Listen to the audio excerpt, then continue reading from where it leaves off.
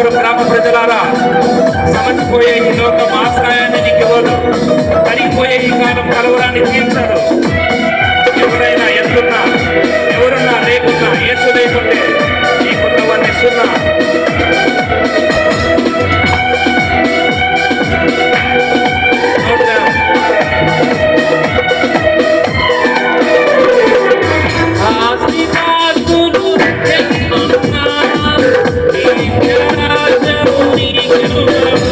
Thank you.